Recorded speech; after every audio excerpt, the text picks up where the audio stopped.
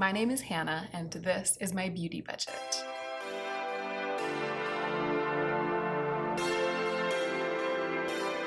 Hey y'all, so look what just came in the mail. An order. I placed an order from Sephora, a very, very rare occurrence for me these days. And instead of opening it right away and getting my fingers into the RÓEN eyeshadows that I purchased, I decided to wait, bring it home, and open it on camera and play around with them on camera. So this is just going to be a simple first impressions. I'm not sure if I'm going to have time for a wear test because it is something like 2 or 2:30 right now as I'm starting to film this, and I am going to an event tonight, so I feel a little bit funny about wearing eyeshadows that I haven't tested to an event. We'll just have to see if they wear really, really well and if I really like the look, and when it's time to get dressed for the event at around 7, they're looking great, I might go ahead and keep the eye look on. But needless to say, if I get the eye look on by something like 3 and then I'm getting ready for the event around 6:30 or 7, that's, that's enough time to find out if they're gonna be really creasy on me or not. Even though it's not an all-day wear test, it is enough time. So I will plan to check back right before I start getting ready for the event and let you know whether I'm gonna wear these shadows to the event and give you some close-ups and let you know how they've worn during that short time. So it'll be a little bit of a wear test, mostly a first impressions and an unboxing and a makeup playtime. And then of course, I will report back on these shadows later, a couple of weeks into the future after I've gotten to know them super, super well. But because I've talked about this purchase on my channel and there was a lot of enthusiasm from you guys, I felt compelled to do something I've never really done, which is a first impressions on camera. I thought that you guys would enjoy it, so that's what we're doing. Let's go ahead and get in to the meat of the video.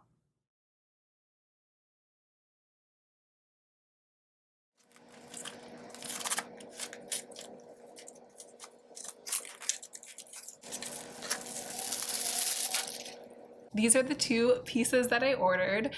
There was a little bit of like a guessing game in one of my recent videos where I told you guys that I ordered 2 of the 5 pieces that are currently available from RÓEN, and I asked you to guess. One of you got it spot on in the comments, but I think it was just one of you that actually nailed it. I purchased the 75 Degrees Warm eyeshadow palette and the Summer Disco single. Already the packaging looks very beautiful. It's got that chic, minimal, very contemporary look to it, and it comes in a white velvet pouch. I mean, I've been obsessing over these on Instagram for months, so it's not like I'm surprised by how they look, but actually I was kind of expecting it to be a little bit heavier. It's definitely a light plastic. I think I was expecting it to feel more like metal, even if it wasn't really metal, but it looks so much like metal, I was kind of expecting it to be metal. Wow, they're really, really, really pretty. So there's definitely sort of a dry feeling on the surface, and then if you press through it, you feel the creaminess, which is what I have read and I've heard Nikki DeRoast, the makeup artist who created these, talking about sort of not being afraid to press through and break the seal even on the surface of the pans. And you don't have to press super hard to get there, but it's just, they're a dense and hard packed cream. So these 4 shades are Obviously, which is the golden one, Nikki Dust, which is a slightly cooler toned taupe brown, and that actually is the shade that caused me to choose this palette instead of the cool toned one. The bottom 2 are J'adore, which is a darker and warmer sort of chocolate shimmery brown, and FaceTime, which is this really ruddy, reddish, almost coral. I was expecting it to be more orange, but it really looks almost like a rusty color, which I much prefer. I'm glad that it looks like this instead of having been more orange. So there's a close-up of the shadows. Sorry, I didn't do that yet.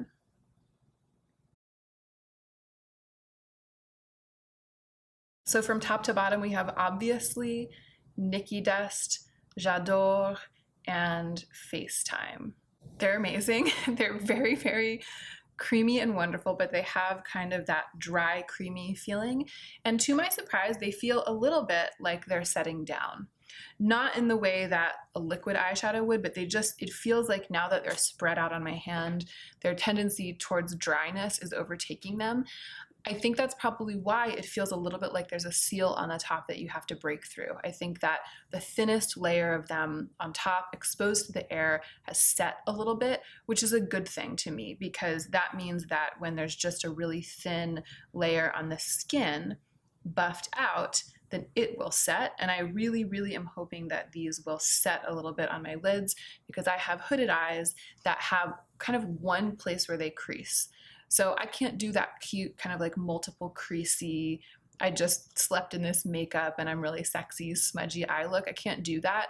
If I wear anything that creases, what happens is after a couple of hours, or even after sometimes 1 hour or even less, if it's very, very creamy, I'll just have like one giant crease on my eye where the whole thing has gathered, and that's not a cute look. And the other thing is, looking at them here on my skin, it's actually the darker brown, the one in the bottom row, which is called J'adore, that is looking a bit cooler toned. It's almost like it's got a slight greenish tint to it. It definitely isn't too green, you know, but as browns go, it's the one that's leaning a little more cool toned, whereas Nikki Dust is definitely sort of a mid-toned and if anything slightly warm taupe. Both of them are beautiful colors on me. Those are the two colors, those two bronzy browns that I was really after when I chose this palette. All right, I'm gonna wipe off my fingers and then let's open the other one. So here's the other formula that she has. Nikki DeRost, who's the makeup artist who innovated these formulas and started this brand. I didn't really say that except for in passing, but I'll link her down below. I'll link her Instagram, I'll link RÓEN, and I'll link everything. It's just aesthetically so inspiring to me. Really, really, it's kind of been like my #1 inspiration. Not the brand specifically, but the thing that the brand implies, and also Nikki and her aesthetic. From what I've read and watched, the disco eye is slightly less creamy and way more glittery. And the initial launch was the two little palettes, this one and the cool toned one, and one disco eye in an amazing sort of peachy, not even peachy, basically neutral, very light beige. And that's like a dream all over lid shadow for me. Like it was really hard. I wasn't gonna buy everything from the collection. I really needed to keep it to 2 pieces because I didn't want to spend that much of my budget. I think it would have been about $150 to buy everything. And I really only wanted to spend, you know, half of that. I think the two together came to $71. So I really was sorry to pass up the other disco shadow, but this one just struck me as so much more unique. And when I started looking at the product shots, the really, really rich golden mustardy sienna undertone tugged on my heartstrings. And the other one, while it seemed like it could possibly be a perfect go-to shadow, I do have other things that serve that purpose, and I don't have anything like this. So this one won out. It does feel creamy. Sorry, I didn't show it to you in the pan. It does feel creamy, and you can see the reflex in there. And so I've done sort of the same thing, pushed down pretty firmly into it, and I don't feel that same exact feeling of breaking the seal. It's not exactly the same, but it's pretty close. It's pretty similar to the other ones. Oh yeah. So this one's definitely buffing out to be more like a rich, peachy, golden pigment. It's pigmented. And then a really, really glimmery, rich, flaky in a good way, because the flakes are creamy and they're sticking.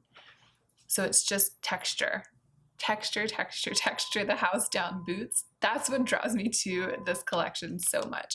So look at that. Can you see the huge smile on my face back here? I'm really, really, really into this. It's so, so beautiful. I will say that, and I'm looking at this under my studio lights, and I was expecting this to have more yellow, more mustard, and to be kind of darker. And really in real life, it's actually more peachy.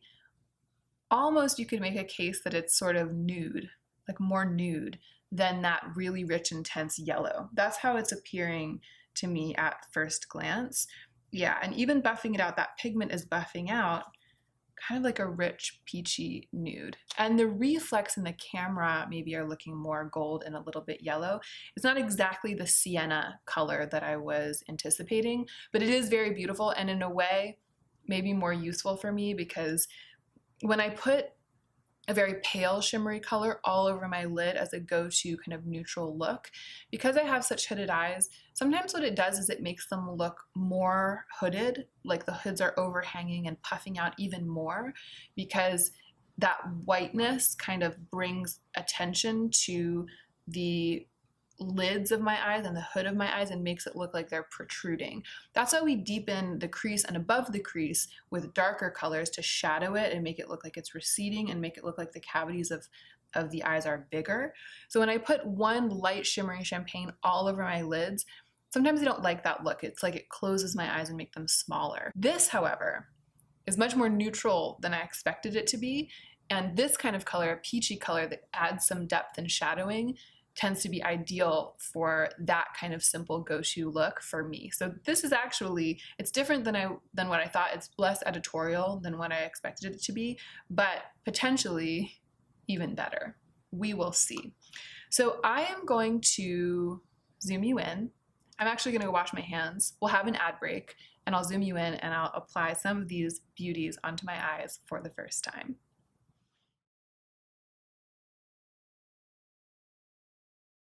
We're back and we're zoomed in. So I washed my hands and then I primed my eyes with my Smashbox 24-hour photo finish shadow primer, which is my most reliable eyeshadow primer. Of the two that I have, I think I only have two. Of the two that I have, it's the one that I find is less likely to allow the shadows to crease. So I put a relatively thin layer on, and then I did allow it to dry down pretty much past the point of tackiness. It might still have a tiny bit of tackiness, but I kind of sat here and organized myself for a minute. So I am going to go in with the color Nikki Dust.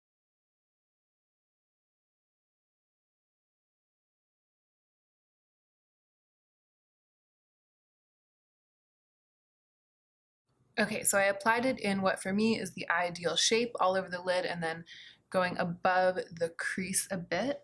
And I'm going to blend it out with my RÓEN, my Rephr P10A brush. This is the brush that I have that's the most similar to the buffing end, the domed end of the brush that you can purchase to go along with these eyeshadows.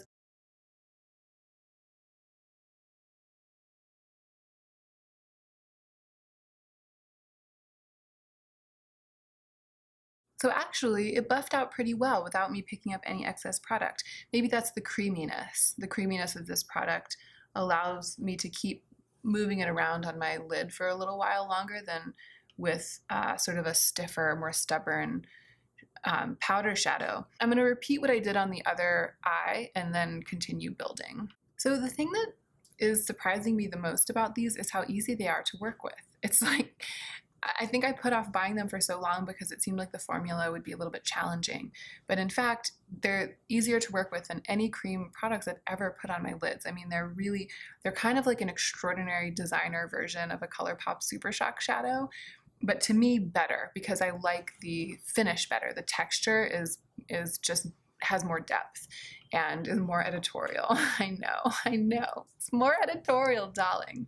Okay, what I'm actually going to do before I layer on any other colors is to take this little brush from Rephr, my very favorite, the 03, and bring the same color underneath my lash line because I want to see what this would look like as an incredibly simple all over the lid look. Like if I just use this one eyeshadow for the one look. Of course, it's for the one look, but you know what I'm saying. Because I think that that's what I will be tempted to do the most often with this palette.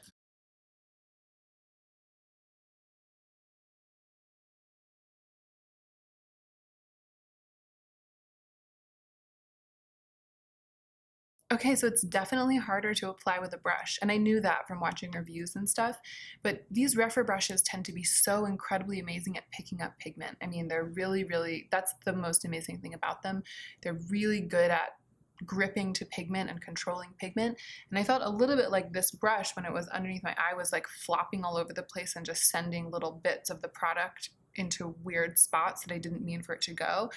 I will have to report back about this later because this is my first time doing it, and I won't be mad if this is something that I have to kind of get the hang of. But yeah, even there, it's like I dug the brush in to get lots of product, and as soon as I went to apply it, it deposited like some flakes of product way lower down on my lid than I meant to, and not on the spot that I had placed the brush. It's like it dropped. It's almost like it dropped flakes of product right as soon as it made contact with my eye. So there's probably a learning curve with using these with a brush, and I'm on that curve, and we'll find out we'll find out what I learned. So it's a bit hard to get the final impression of this because I don't have mascara on. I think that with mascara this would look gorgeous, and I can totally see myself wearing this a lot. I think if I were to be about to wear this look out, if I was going to just throw on mascara and go, I would probably press some more of the shadow into the outer corner to deepen it up and give it more dimension. But I'm not going to do that today. I'm actually going to go in with a darker one, the shadow called J'adore, and I'm going to use that in my outer corner to see how it goes.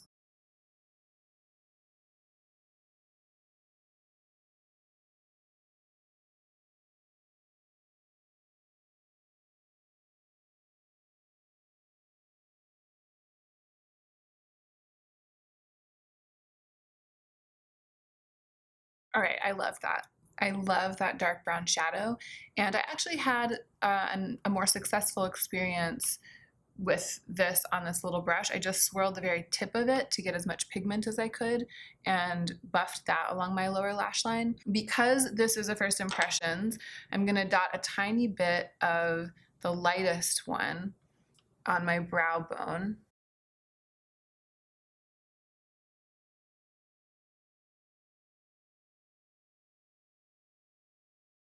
So I actually really liked the look without that. I liked the simple and sort of effortless look of just the one color, or the two browns, but I wanted to see how this would apply because I'm playing around with them for the first time, and it is stunning.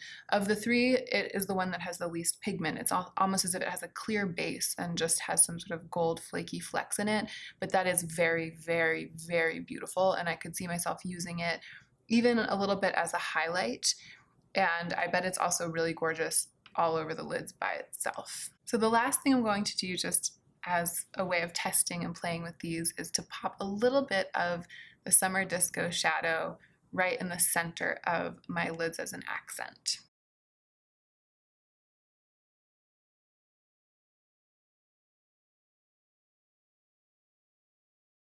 Okay, it's pretty amazing. It applied in a way that we in the makeup community say is foiled, or like in makeup artistry we say like it sort of foiled itself on the lid, like it pressed and crushed and turned into something extra shiny. But the foiling of it is very textured, really, really textured in an unusual way, and you know how I love texture, so I'm all about that. And I'm really curious to see how this eye look will hold up. Let us zoom out. I'm going to zoom out, and I'm going to apply mascara as well. I'll turn off the camera and do that. So in a minute, we'll be back with the full look zoomed out with mascara, and then we'll talk. All right, so this is what we're dealing with. There's the whole look with mascara. This is what it looks like. I really love it. The texture is definitely unique to what else I own, and it gives the impression of a casual relationship with makeup, but a love of glamour at the same time. So there's this kind of effortless, I didn't try too hard, and I didn't try too hard because these are so easy to work with. I feel like I did the most today because I was like layering and sculpting and all of this stuff.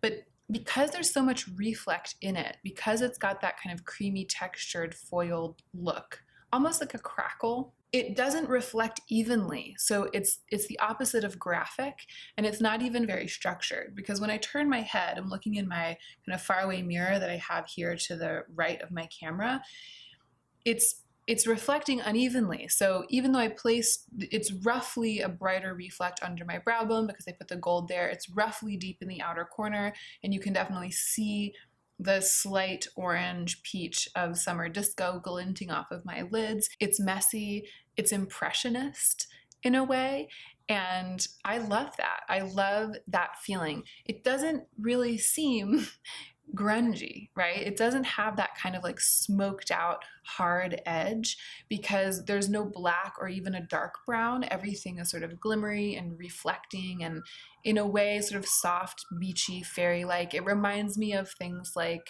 the halo that you can get when the sunspots and the halo that you can kind of get if you're taking a picture and the lens refracts the light in a certain way on the beach. It reminds me of vintage photographs, vintage makeup.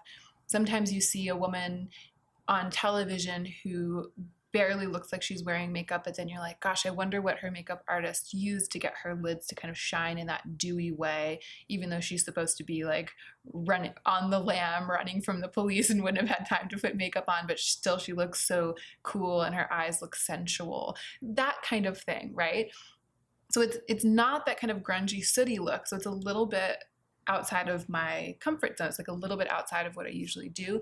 But I definitely feel, and this is funny because the most bold claim I feel like of this brand is that these formulas are never before seen, that this is something totally innovative. I think that's super hard to do, and brands are always saying that they've come up with something new, and rarely is that actually true.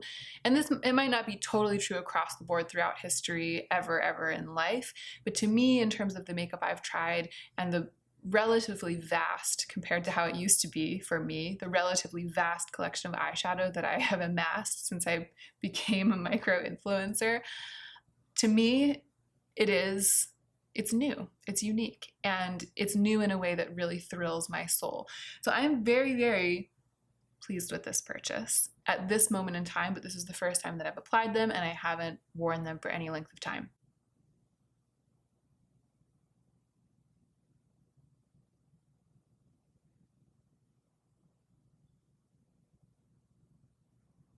I have to say, looking close up, because I want to see what you just saw, because I just zoomed in, I do see a tiny bit of gathering starting to happen in that one deep crease in my eyes, the one deep crease they make when they're open. It doesn't look, at this point, unintentional. It doesn't look unintentional. It looks like a casual kind of creasy cream shadow, like a casual editorial look that's just beginning to crease. I'm curious to see whether it stays like that or gets worse over the course of the next couple of hours. Hey y'all, I'm back. So it's a few hours later. It's been about 3 hours. I think that what was going to happen to this eyeshadow has happened, and that's it. I don't think it's going to evolve anymore. And here's what's happened. It has creased. It has creased. I'll give you a really good close-up in a second. But I first want to sort of just get off of my chest everything that I've been bursting to say over the past hour, like since I started checking it out in the mirror and planning to check in with you guys about it. It definitely hasn't changed anymore since it creased a bit. I think that that's what I can say that it did. It creased a bit within an hour of application. So within an hour of application, it had turned into what's now on my eyes.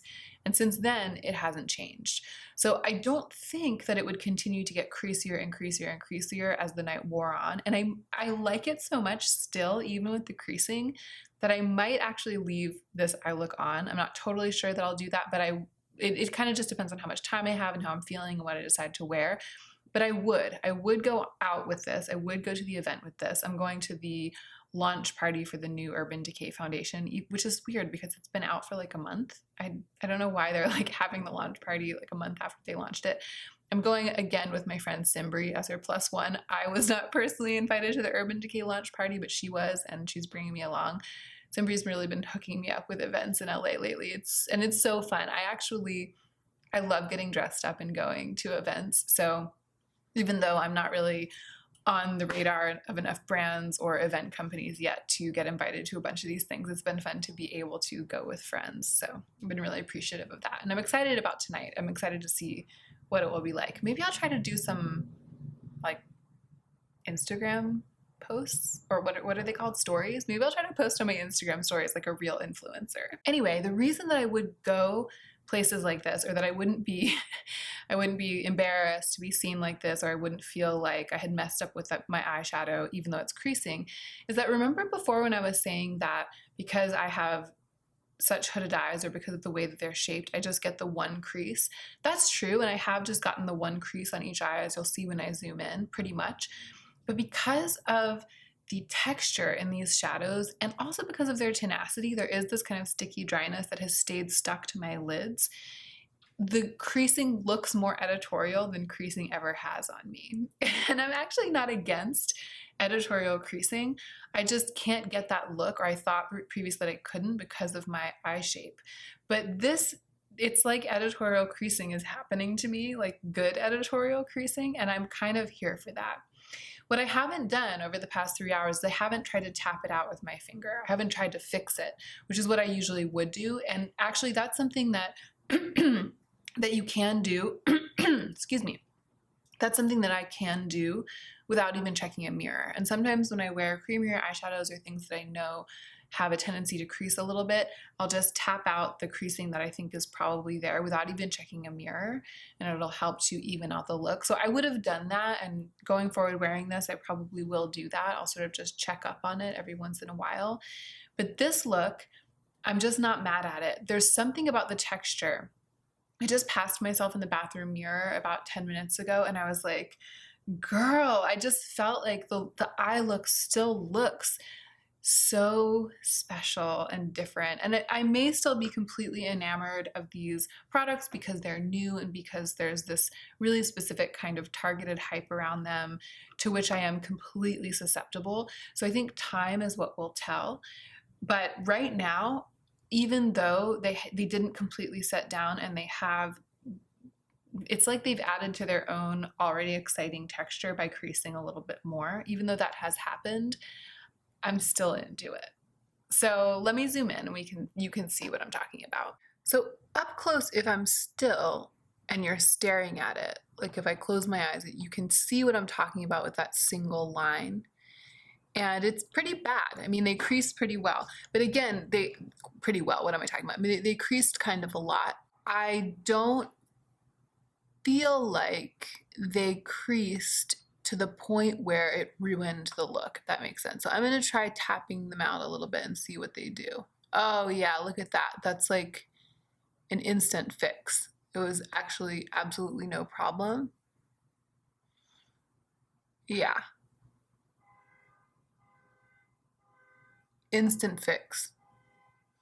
And again, that's something that I could have done without, why can I not talk today? Without looking in a mirror. Like that's something that I could have just done, that I could, do every hour, just knowing that I'm wearing these shadows that are a little bit creamy and that they stay a little bit creamy. So that's what we're dealing with after one tiny tapping out of the creasing after about 3 hours of wear. So moving forward with this, I'm going to experiment with a thinner layer of primer. I'm going to experiment with my other eye primer. I might experiment with priming my eyes with face primer, and I will also experiment with glitter glue. I'll experiment with priming my eyes with glitter glue with these, and I'm going to definitely experiment with wearing a thinner layer. I'm curious how these shadows will perform completely on their own in a very thin, sheer layer without the disco eye on top of it. I'm also really curious about how the disco eye will perform by itself without being layered over the slightly creamier formula of the eye illums. That's what these are called. They're called the illums, I think. So there's still a lot of play to be had. There's still a lot of experimenting to be done, and this is in no way my final review of this product. I've only had it in my hands for 4 hours, and I've only had it on my eyes for 3. But I think that what I can say safely right now is that I don't think I'll be returning these. My one issue, the thing that would make or break this purchase, would be if they creased unsustainably. I talked about this in the video in which I revealed the fact that I had purchased these, which was actually a will I buy it video or a do I want it video. And I'll link that in the cards right now in case you haven't seen it so you can click to it easily. But I was saying, some shadows that I've tried, some cream shadows, after an hour or two, they crease so badly and they look so bad that I'll never wear them again. Like the eye look looks bad. But even when it was creased, even before I tapped it out, I didn't feel like the eye look looked bad. In fact, I felt like it still had that very special je ne sais quoi that I was hoping that I would get with these products. They didn't disappoint, and it's almost as though the creasing, the way that they creased, still with coverage, it was like the creasing didn't pick everything up. Sometimes my eyes, when they open and shut, they pick everything up and gather it all into one line, but that didn't happen. It just added a little bit of texture and dimension. So I'm a sucker for this kind of thing. So take everything I'm saying with a grain of salt.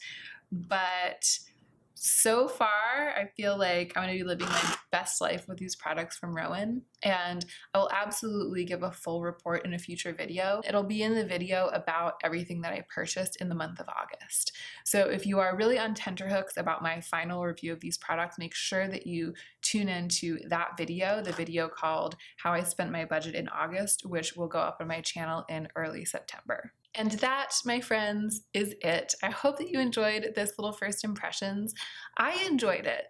I enjoyed this. I've never filmed a first impressions before, and now I sort of understand why people do it. It really magnifies the experience of playing with a makeup product for the first time, to be sharing it with you guys on camera.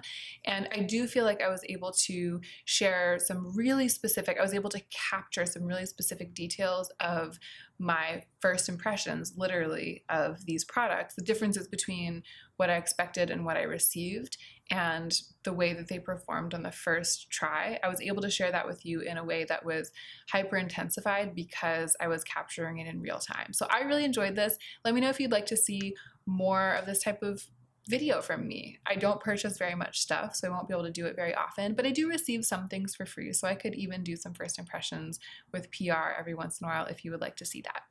Comment down below. I'm looking forward to chatting with you about that and about this and about everything. And don't forget to take extra good care of yourself this week so that you can be the most effective version of yourself as you do your work in the world.